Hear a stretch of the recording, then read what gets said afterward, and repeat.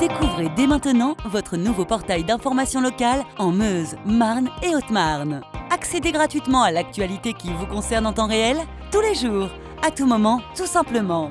Retrouvez en plus du direct tous vos programmes en replay ainsi que tous vos jeux concours. Alors, tout de suite, sans plus attendre, rendez-vous sur puissancetélévision.fr. Les députés débattent actuellement sur le projet de loi confortant les principes républicains. La ville de Saint-Dizier a accordé plus d'1 million d'euros au refuge Nos Amis les Bêtes. Le quartier du Hamois à Vitry-le-François connaît actuellement une opération de requalification.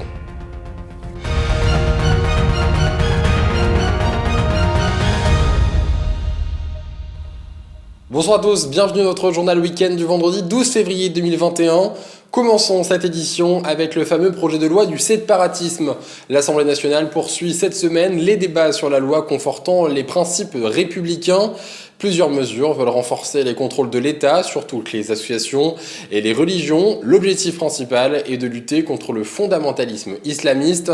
Ce projet de loi comporte une série de mesures allant de l'éducation aux associations, en passant par la haine en ligne et au financement de cultes. Malgré les questions fondamentales qu'il pose, le texte est débattu actuellement en procédure accélérée. Ce n'est pas pour autant que les députés ne sont pas minutieux aux articles et certains ont bien un avis très tranché sur le projet de loi. On écoute tout de suite Charles de Courson, député centriste de l'arrondissement de Vitry-le-François. Je pense que c'est un projet de loi contre-productif. Pourquoi ? Il est contre-productif parce que, sous couvert de s'attaquer aux fondamentalistes islamiques, il s'attaque aux bons républicains avant tout. Ouais. Et autant il fallait adapter un certain nombre de dispositions pour améliorer les outils, mais l'essentiel du combat contre le fondamentalisme islamique, il est sur les moyens et la volonté politique qu'on met pour le combattre. Ouais. C'est ça le cœur du problème. Et ce que je reproche à cette loi, c'est de faire croire au peuple français, qui n'est pas dupe, que si on vote conforme cette loi, ça va permettre au gouvernement d'avoir une politique anti-islamique. Et ce que je reproche donc fondamentalement à ce texte, c'est qu'il s'attaque à un certain nombre des libertés fondamentales reconnues par toutes les lois de la République. C'est pour ça qu'on l'a dit au gouvernement, si vous persistez sur un certain nombre de ces articles, nous irons jusqu'au Conseil constitutionnel et on verra qui gagnera.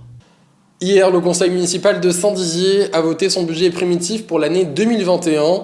Celui-ci s'élève à un montant de plus de 83 millions d'euros. Le maire de Saint-Dizier nous confiait également que l'enveloppe dédiée aux associations avait augmenté de 40 000 euros. Par la même occasion, le conseil municipal a voté la subvention pour la réhabilitation du refuge Nos Amis les Bêtes, qui s'élève à plus d'1 million d'euros. Une nouvelle qui semble tomber à pic et à point nommé, puisqu'un incendie était survenu au refuge le 28 janvier dernier à cause d'un court-circuit. Mais les dégâts qui ont pu être limités, les locaux restent tout de même vétustes. On écoute la réaction de Sandrine Chauvelot, la présidente du refuge, au micro de Laura Boinet. Je suis toujours sur la réserve, donc le budget a été voté, oui je suis d'accord, sauf que le problème, ça fait presque 3 ans qu'on nous promet monts et merveilles que ça va être fait, j'espère que cette fois c'est la bonne, on va croiser les doigts, on va espérer. Par contre, j'espère que ça commencera à arriver pour le printemps. Alors la priorité tout de suite maintenant, c'est pour les chiens. Donc les chiens, il faut qu'ils aient des box plus modernes, un peu plus grands et au moins qu'ils soient pas à l'humidité. Parce que là, c'est vraiment trop petit et c'est vraiment vieux. Hein. Il y a des fuites partout. Quand il pleut, toute l'eau, elle s'infiltre dans les toitures. Et les pauvres chiens, ils sont les pattes dans l'eau, quoi. On poursuit cette édition avec le chiffre du jour qui s'élève aujourd'hui à 104, ce qui correspond au nombre de centres de vaccination répartis dans la région Grand Est.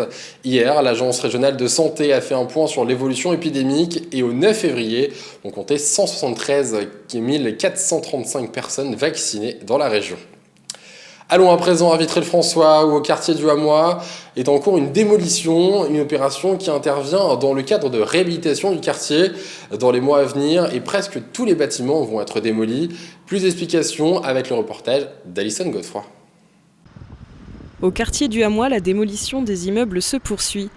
Ce vaste chantier de requalification urbaine a pour objectif d'ici 2026 d'offrir des logements neufs aux Vitrias. Ce quartier sera donc progressivement déconstruit. Pour Jean-Pierre Bouquet, maire de la ville, c'est d'abord un projet national. Il y a 200 quartiers classés priorité nationale en France. Nous sommes dans ce classement et c'est donc une opération d'envergure. Pour vous donner un ordre de grandeur, sur la durée de l'opération NPRU, c'est de l'ordre de 100 millions d'investissements qui vont être réalisés pour transformer complètement le quartier du Hamois. Ces 100 millions d'euros d'investissement permettront un aménagement correspondant aux besoins des habitants. L'objectif, reconstruire autrement. Tous les immeubles tomberont, sauf les verdiers. Ça fait 40 logements, parce qu'on souhaitait également, avec le bailleur, conserver une trace de l'urbanisme ancien. Alors deux immeubles seront rénovés avec des investissements de l'ordre de 100 000 euros par logement, donc ce qui donne une rénovation très importante. Mais il faut avoir en l'esprit que des opérations de ce type s'amortissent sur 30 années. Et donc la rentabilité, elle n'est pas économique, elle est sociale. Et donc 30 années, il faut que les logements restent attractifs. Le taux de reconstitution sera adapté à la démographie de l'arrondissement, aux besoins et à la diversité de la population. D'abord, il y a un droit des populations qui habitent au quartier du Hamois à être relogées sur place. Elles le désirent. Elles ont donc une priorité, puisqu'aujourd'hui, il y a des opérations de relogement à l'extérieur, mais il y a un droit de retour et de priorité. Ça fait partie de la charte fondamentale de l'ANRU. Et donc, bien évidemment, on va la respecter. Il y aura également de l'accession à la propriété et il y a des terrains à construire pour de la construction dite ordinaire.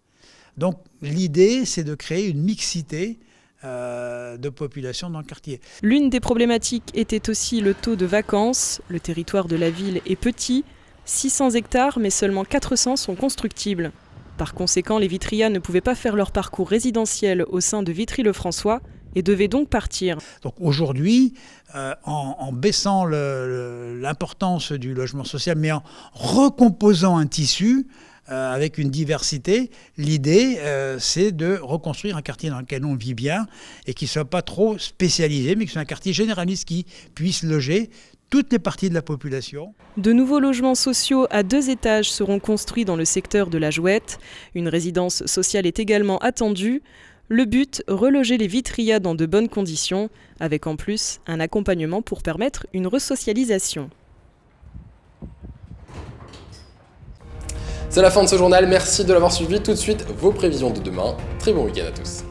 Toute l'actualité qui vous concerne, à voir et ou à revoir dès maintenant sur puissancetélévision.fr et sur notre application mobile.